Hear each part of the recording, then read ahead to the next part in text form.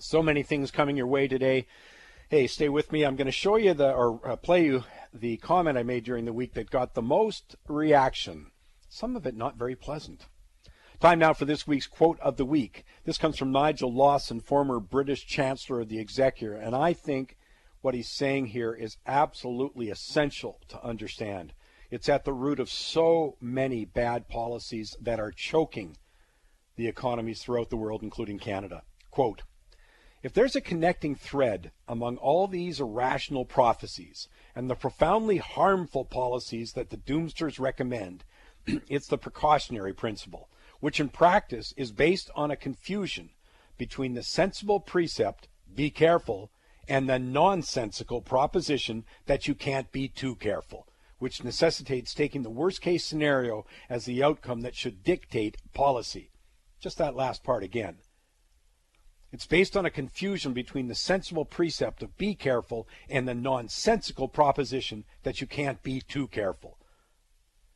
I just think that's such a key. We have allowed so many of our debates to be dominated by extremists. And that's part of the role that the media has played that is will do a great disservice to the public. Part of the major trends I talked about earlier. Joining me now on the show, very pleased to welcome back Martin Murenbeld, Chief Economist of Dundee Economics. Martin, appreciate you finding time for us this weekend. Let me just start with the question that seems to be dominating all the financial markets, and that is, you know, the classic will she, won't she? Will Janet Yellen, the Federal Reserve, raise rates? It looks like after some of the job data we got a week ago, the answer is no for June, but she came out again this past week and sort of hints it's not far away.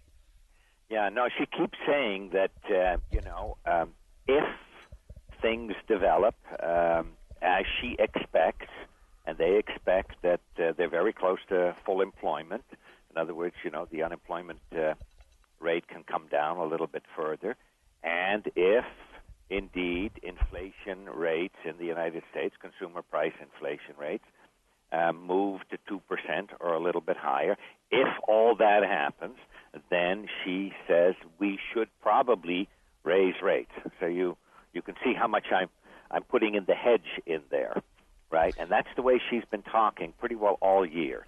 It is if this, then that, but we're not sure about if this. And I look at some of the other numbers. Yeah, I think they have consistently, and it's what Stephen Polo said a year ago in January, it's been serially disappointing. The other thing on those unemployment numbers, though, that I have to mention every time is that they don't count anybody who's not been employed for 6 months. And at the same time they're dropping their unemployment, they got 95 million people permanently unemployed. And that, to me, is the most frightening stat when it comes to social unrest and economic ramifications of that. But, it's interesting that, not many people are thinking she'll raise them in June. Excuse me, maybe they did 2 months or a month ago, but now we're pushing it out to July. But as you said, if things develop as they expect, well, they've been wrong a long time. No, that's very true. We have been forecasting pretty well all year. And in fact, as of the hike in December of last year, that the next rate hike would be September. Now, that looked like a pretty good bet earlier in the year. It looked like a pretty thin bet, for a while there, because as I'm sure you know, the probabilities in terms of the Fed futures signals suggested that the probabilities for a rate hike in June or July, or July, had risen quite dramatically. So we thought, should we move our forecast towards July? I didn't think June would be a good time to hike, because it would be a short week before the Brexit vote. And so, they might feel awkward if they'd raise. Anyways, long story short, as you said, the employment numbers came out. They were very weak. It was a bit of a stunner, and it moved the whole complex of probabilities over towards September. So that's what we think will. Yeah, it also gave us a hint, though, with why this is important. We're talking about it right off the top here, because we see every time there's a move like this, the perception changes, we get a major move across various markets. And we've certainly seen a reaction when the thing went to, yes, she's going to raise rates maybe as soon as June. Then, oh, no, now she's not going to. And then you see obviously the Canadian dollar makes a move, gold makes a move, stocks make a move. It's interesting to see so much pivot on what the Federal Reserve does. Yeah, and then the other factor that starts to come into the equation is how is Brexit going to play out? Yeah, as you said in your opening remarks, yesterday we had a bit of a shock. We had that poll that came out that showed that Brexit was very much in the lead, and you saw bonds rally, long rates come down, flight to safety. The dollar goes up a little bit, and at the same time, gold goes up a little bit, which is something, by the way, that I expect to see happening over the next couple of weeks, that gold and the dollar will rise together, and I'm pretty confident gold is going to break $1,300 before we have a Brexit vote. It's fascinating to see, of course, because markets anticipate movements, and we've been talking about the Brexit vote for a number of months, but our scenario looks like it's played out that I did mark on the opening comment is once confidence starts leaving government, then you get all of this kind of stuff, and there isn't confidence in our elites. And so it's been fascinating to watch the poll numbers continually rise in favor of leaving the EU. We'll see how it plays out, because that's a very fundamental change. All the elites are lining up on one side of that equation, and we'll still see how it plays out. But it's part of that broader scenario I'm talking about, that I think they're in trouble on that. And then the markets, as you say, Martin, there's going to be huge reaction there if we get closer to June 23rd when they vote, and it looks like that indeed is going to happen. Yeah. Now, what can happen then is you get a surge in the gold price, you get a bit of a surge in the Canadian dollar, you get a surge in bond yields, and then by June the 22nd, there's a lot of discounting going on, and there's a lot of potential Brexit votes that have been discounted. And then suppose it turns out that some of these polls have over-projected the Brexit, and you have a no vote. And then, so this is the kind of thing that we're looking at here, that a lot of volatility, and I think it probably has started to affect the equity markets as well. We're actually fairly positive on equity markets, believe it or not. I mean, a lot of people have been talking about, the equity markets are high PEs and so on and so forth. But when we run our models where we look at the, interest rates, current level of interest rates and so forth, I don't know if people know this, but, the S&P pays out a dividend, that is, so that the index dividend is a higher rate of return than the 10-year bond. So that, says, hey, that's not, as it stands on the face of it, an unattractive proposition. In Canada, it's slightly higher. Let's say it's pretty close. But, if you look at the typical household portfolio where you've got equities, bonds, and real estate, of those three, which ones would you like to buy? Mm-hmm.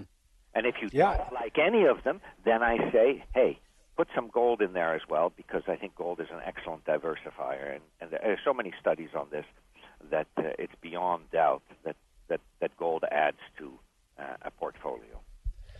Martin, I've got to take a quick break here. I'll come back with the chief economist, Dundee Economics, Martin Murenbeld, but we'll go right to gold when we come back. But also, I hope you heard what he just said, as sort of a longer-term bullish view on stocks, which I agree with, because where else are you putting your money with interest rates like this? Well, maybe gold, maybe real estate, but that's the kind of choices. Money's got to flow somewhere. More with Martin Murenbeld across the chorus. Hey, coming up, my favorite story of the week. Actually, I should call it the coolest story of the week. If you like cool things, especially from the tech side, wait till you hear this one. Right now, though, Martin Murenbeld is with me. He's the chief economist, Dundee Economics. Martin, let me just start with this. If rates indeed go higher, is that good news for gold? I mean, it sort of will be bad news for the Canadian dollar, as an example. What about gold? Yeah, that's a good question. The answer relies on what are the factors that would drive interest rates higher. You know, we said that our forecast was that the Fed would raise in September, but you know that's not a slam dunk either. They may not raise, but let's assume that they raise. Then they will be relaying to the market that inflation rates have moved up. Okay. Now, with inflation rates moving up, and currently inflation rates are, let's say, something around 1.3%, so that means they're close to 2%. So inflation will have gone up like 70 basis points. Okay. The interest rates go up 25 basis points. So guess what? The real interest rate actually declines. And that is the key for gold. What is the real interest rate doing? Okay, so the Fed can raise interest rates, but if they remain behind the inflation rate, right? That is, as we used to say, they're still behind the curve or behind the ball, right? Then it actually is quite positive for gold. Well, the other side is gold is looked at as a currency by many people. I forget, was it Stanley Druckenmiller was saying that a couple of weeks ago, that he sees that as his biggest currency position. Yeah. You know, that plays a big part.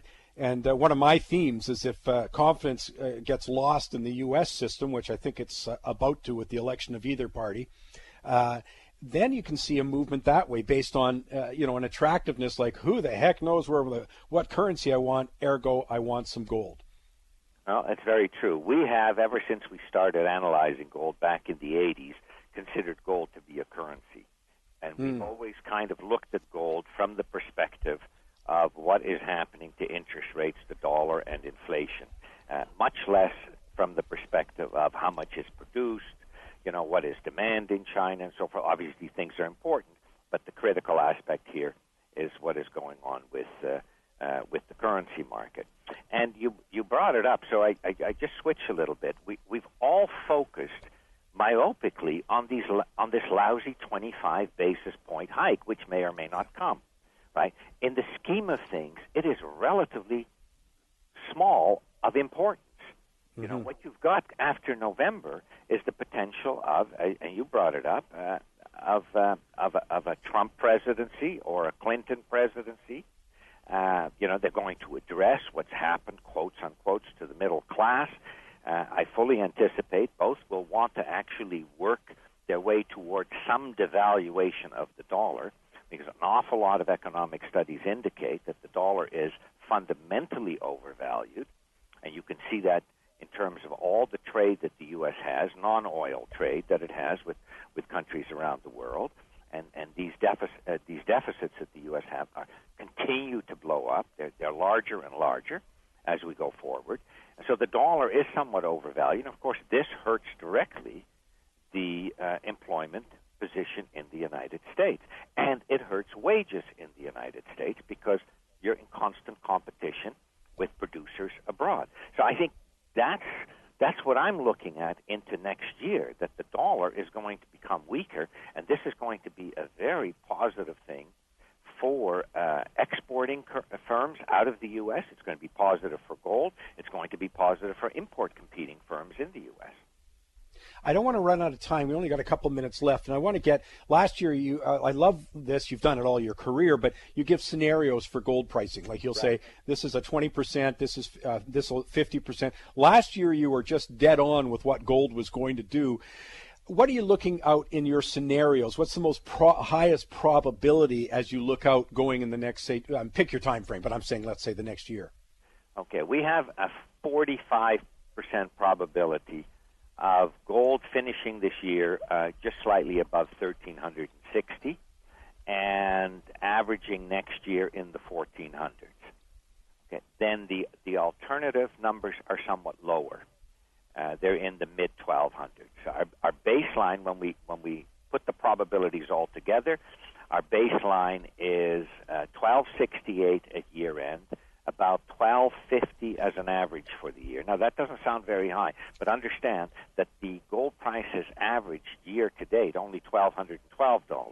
So to average 1,250 for the year, we're looking at something in the 1,280s as an average for the second half of the year. That's the kind of number we're looking at, but there is a significant probability that we're going to average well above 1,400 next year, and we're going to close the year above 1,360. Well, as always, it's absolutely fascinating to get a chance to chat with Martin Murenbeld. Martin, thank you for taking the time. Thank you for having me on. Martin Murenbeld is chief economist of Dundee Economics. There you go. We were talking earlier with Drew Zimmerman on the big fat idea. One of the things that's great is if you get sort of these stable markets, that's where selling puts continues to make you some money. So keep that one in mind too. We, of course, have a chance to talk more about that. Time now for my favorite story of the week. Well, I guess I should call it, it's more than a favorite story. This one I thought was a very cool story about what's happening. I love the technology side. In 2013, a mysterious startup called Z-Aero set up shop near Google headquarters.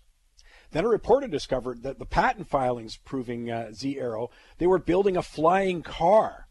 And that quickly turned into an obsession. Bloomberg reports that Z-Aero belongs to Google's co-founder, Larry Page. It launched in 2010. He spent over $100 million on the startup.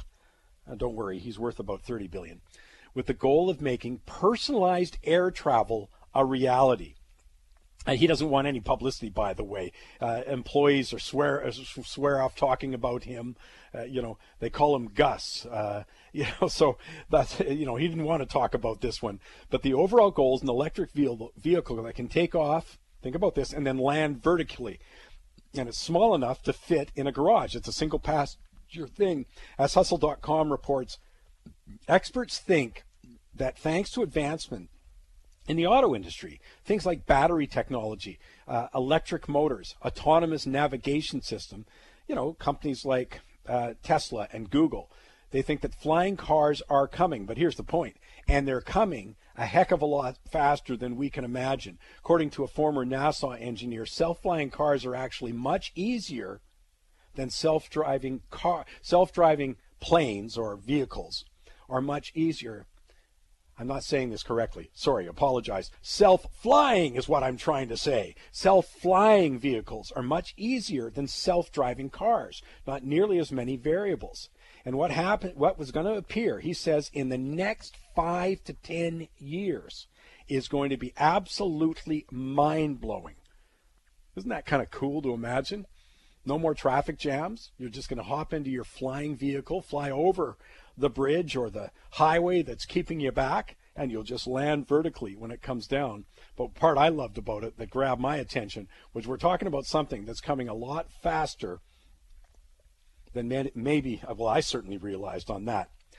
Stay with us. I got to take a break, but I'm coming back with the piece of, or the commentary I did this week that garnered the most reaction, some of it not very pleasant. I also have a great shocking stat for you. Ozzie is about to join me. I've got Victor Adair live from the trading desk. He's waiting on deck.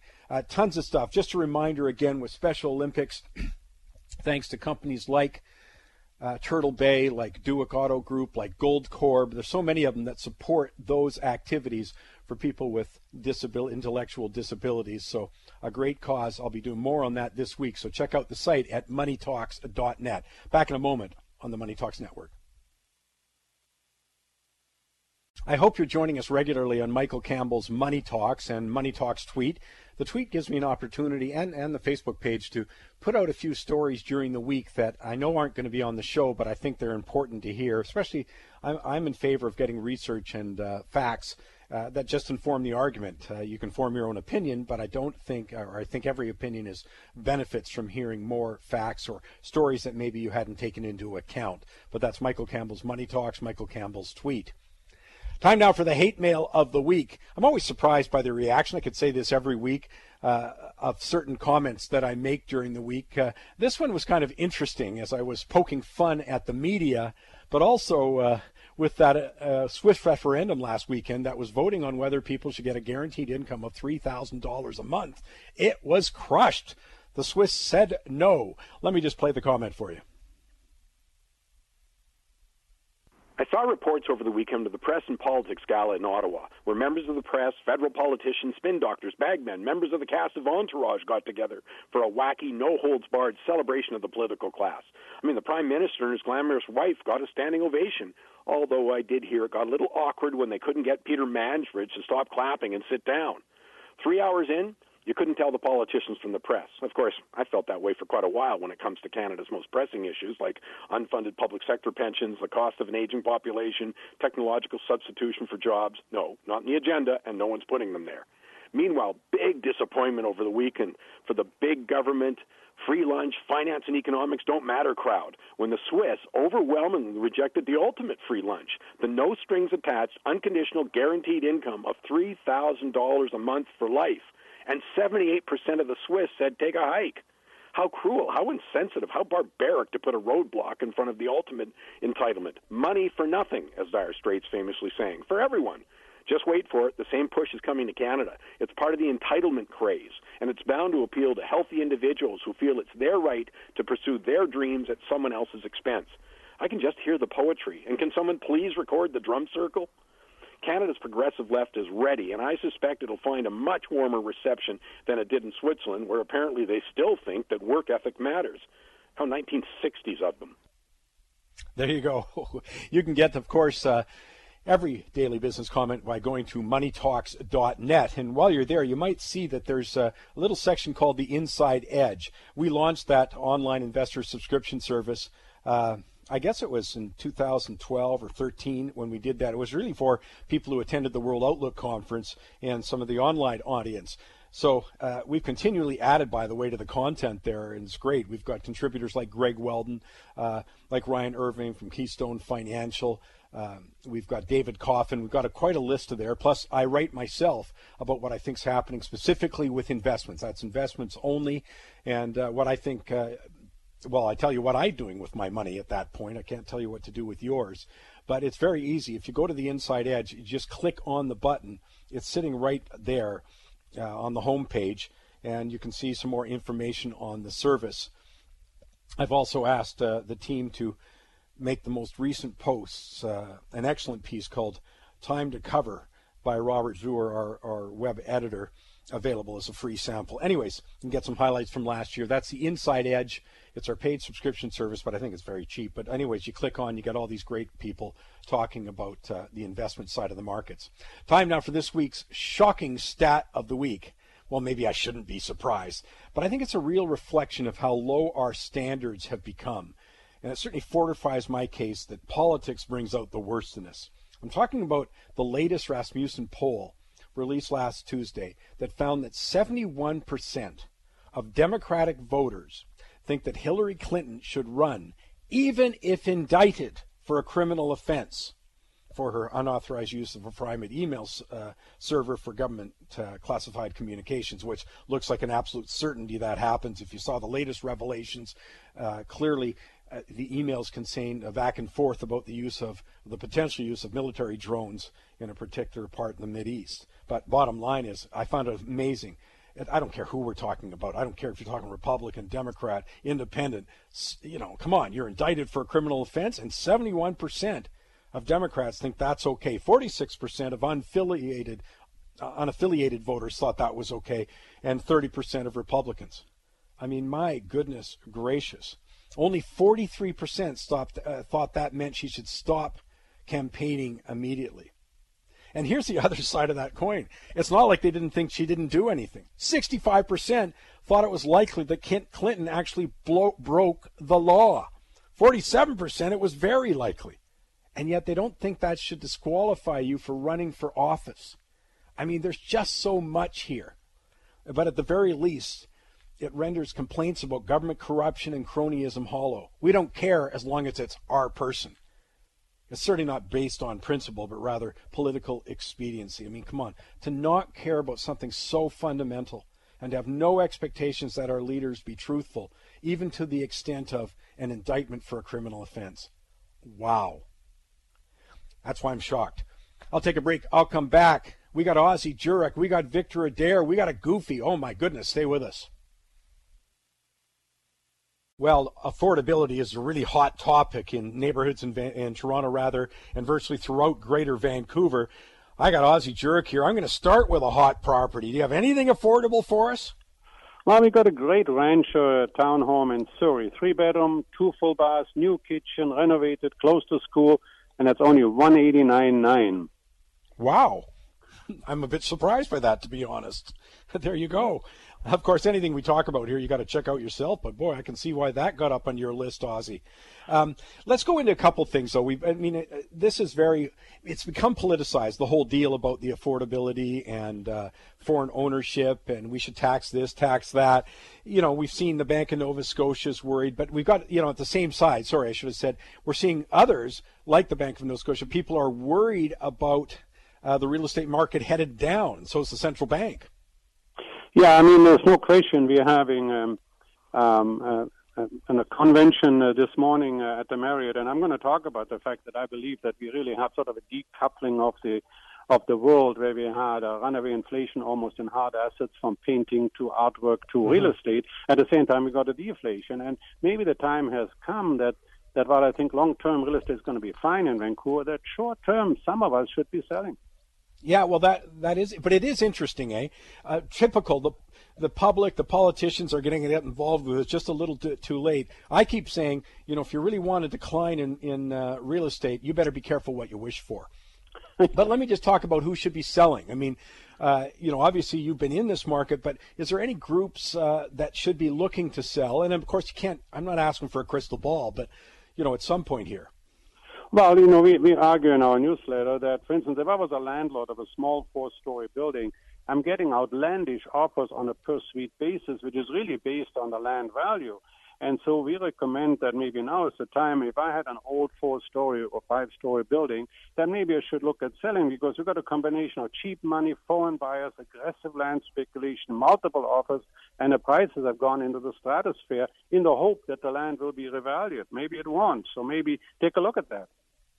Other side is that you got to get nervous anytime government gets involved. What a joke it is to have people say government should do something when we have to appreciate that record low interest rates are one of the reasons that at the lower to mid end of the market that prices have gone crazy. They're asking the very people who contributed to it. And then you look at all the fees and taxes that are attached to a new building, whether it's in the city of Vancouver and you build a condo and you figure out that 15% of the price was government added on by provincial and municipal and provincial. It's kind of crazy. We're asking the wrong people, but I'm also worried about more government regulation here. Exactly, and in fact, I blame Polos entirely for the increase in the housing value. He had a press conference a couple of days ago. There was no mention of him. None of the reporters asked him, well, what about interest rate? Don't you think that was the catalyst to drive the dollar down and therefore become cheaper all along? Yeah, but that's another reason why if I was a landlord, I would take a look. We have more BC government regulation coming, already announced, including tighter rent controls, an increase in purpose-built rental housing. We have competition from Airbnb and other short-term rental groups. Secondary suites are coming. Hey, and if we have a potential cooling of offshore money, it might be detrimental to your real estate health. Right? Look at Boardwalk Equities and Beach Properties and other large landlords. They cashed out of Vancouver because they got great prices. What about the individual homeowner? Obviously, their own circumstances should dictate a lot of this. I know a lot of people in the retirement stage, with interest rates this low again, it's actually driving them out of their house. They're going to sell their house, downsize, usually in another municipality where it's cheaper. Maybe they go farther out into the valley or they go over to Vancouver Island or what have you. And but they need that $1 million or $2 million gain to live off of because interest rates are so low. So, are you talking to people about at least taking a hard look at what's going on that way? 100%, Mike. You're so right. I think first of all, if I want to live in Vancouver, there's no reason for you to sell. But if I'm close to retirement age and I have $1 or $2 million of profit, but that's tax-free money. How long am I going to live? What can I do? That's why the Sunshine Coast is burning higher or the Fraser Valley is burning higher. Look at the timing that we have. We have Brexit ahead and interest rates you talked about. We have Spanish elections, Chinese credit bubble. Right now you have a paper profit, right? So if I was at closer to my retirement, I would say, hey, maybe I should take some of those chips off the table. Yeah. Well, I think it's absolutely. We're getting a one-sided discussion now that higher prices are bad. Well, not for some people, not if you're an owner, not if you're a retiree. We need a much broader discussion of what's going on. Hey, one more hot property for me. We got one on Horse Lake. We have a great frontage on the lake, 4 acres, a 2,600 square foot home. It's on at $329,000. And if you just want to really get out of the world, 50 minutes from 100 Mile House, a cabin on 10 acres, 135,000. Hey, are you testing us? Where the heck is Horsefly Lake? It's just out about 50 minutes from 100 Mile House. It's actually not that far, and it's a beautiful lake. Good stuff, Ozzie, as usual. Thanks for taking the time. It's from Williams Lake, not 100 Mile, but from Williams Lake, 50 minutes. Oh, yeah, Horsefly Lake is 50 minutes from Williams Lake. There you go. Right, okay. Right. Okay. Troublemaker. Okay, Ozzie, have a great weekend. I'll take a break. I'll come back. I got to go live to the trading desk. I got Victor Adair, and I've got a Goofy Award for you. Stay with us. Coming up, I got a Goofy Award, but right now I'm going live to the trading desk with Victor Adair. Well, you can't say it's dull out there, Victor. I mean, I'm looking at that market stuff, and I'm trying to wonder where the U-turn's on. When's the risk on, risk off? What the heck's going on? Well, Mike, in the middle of this week just passed, I think we had a very important shift in investor sentiment, okay? That is, the market had been bidding up assets, risk assets, like the stock market. We had the S&P 500 nearly back to the all-time highs we made last year. We had crude oil at the highest it's been in over a year here at about $51.50. And then it's almost like somebody threw a switch and the market got cold feet and prices started to go lower. And we could get into why that might have happened. Well, you know, I'm looking at those interest rates, though, or the bond market, and people got to remember when bond prices go up, when people want the bonds, that puts interest rates down. And my goodness gracious, I mean, for old guys like me, I see those rates and my jaw drops. Well, absolutely. I mean, the long-term interest rates in Germany, the United Kingdom, and Japan are at all-time ever lows.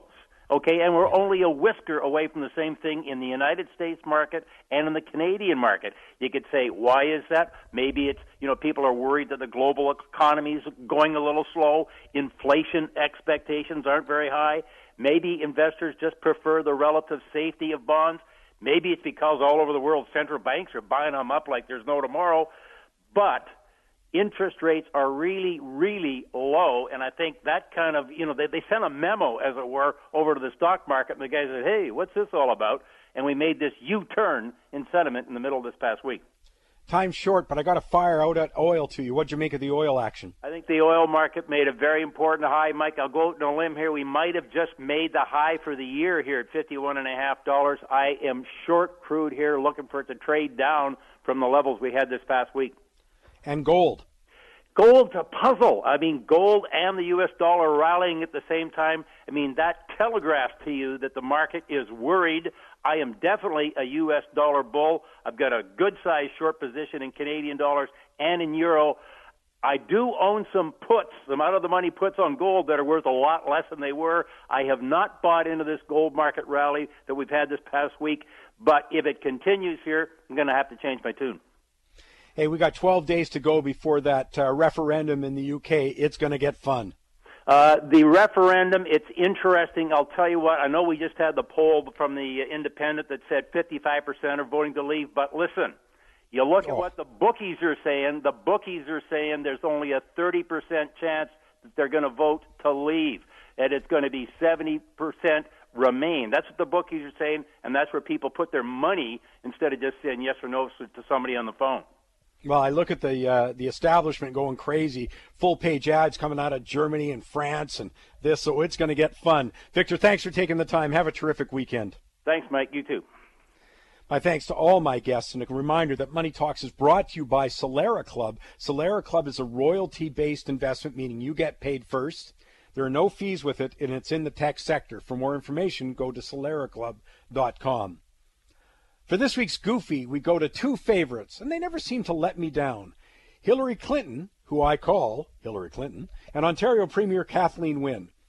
Now, I don't know if it's cluelessness, a lack of self-awareness, or a not-so-secret finger to the voters. So let me explain. First off, the co-Goofy, goes to Ms. Clinton for giving a speech on economic inequality while wearing a Giorgio Armani jacket valued at $12,495 US. Now, come on, really, think about that. She's wearing an Armani jacket, just typical of her lifestyle. She is the most elitist presidential candidate I've ever come across. But a $12,495 jacket. The New York Post estimates that Ms. Clinton's new wardrobe for the campaign already cost north of $200,000. And a shout out to the press, by the way. It was really interesting. In 2008 presidential campaign, vice presidential campaign for the Republican Party, Sarah Palin had the National Committee pay $150 for her wardrobe, and she got killed for it. But no such worry for, of course, Hillary Clinton. And the second half of the goofy goes to Ontario Premier Kathleen Wynne, who, News Talk 1010 in Toronto, reported that during this week's press conference on fighting climate change, part of the plan is a Cash for Clunkers program that encourages Ontarios to trade in their gas-powered cars for electric ones.